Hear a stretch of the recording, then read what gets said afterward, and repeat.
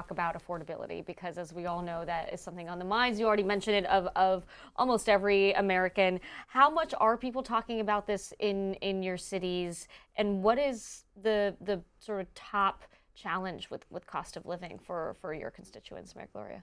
Well, surely your viewers experience this too. The number one consumer of your household income is your housing, right? Yeah. And we have millions of units short nationally, a housing deficit. Every city must be endeavoring to do what they can to increase housing production. In my city, we've been successful in more than doubling our annual housing production, which is helping to lead to flattening and in some cases reduction in rents. Still too high, more work to be done.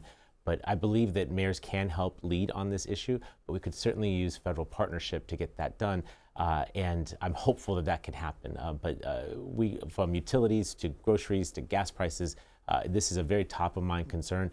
But where I have the most control is on the housing costs, and I'm doing everything I can. And I know that a recent survey of our members said over 80% of mayors are working at the local level to increase housing production to reduce costs to Americans. Mayor Holt, you talked to Elizabeth Warren about this, the senator from Massachusetts. Tell me about that. Yeah, so, and right before that, and this is why we think this issue has traction. Right before she and I took the stage at the conference this week, we also heard a message from her co-author, Republican Senator Tim Scott. And she got on the phone with President Trump about this recently. So what is happening in the world? I don't know. It shows this issue can be bipartisan, really nonpartisan. It's bringing together certainly mayors, but it seems to even be bringing together people on both sides of the aisle in Congress. And as he said, in my city, my voters just approved in October $50 million in an incentive fund for private developers to build more affordable housing. We've looked at it from the policy issue as well. We just passed a thing that allows, in Oklahoma City, to allow for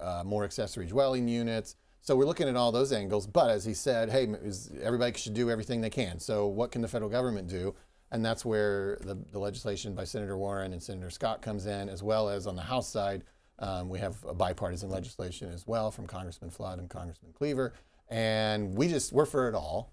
We don't want to get in the middle of House and Senate. That's sometimes more poisonous than bipartisan. Yeah. So we're not going to get in the middle of that. We're just for all those things, but those bills could definitely help.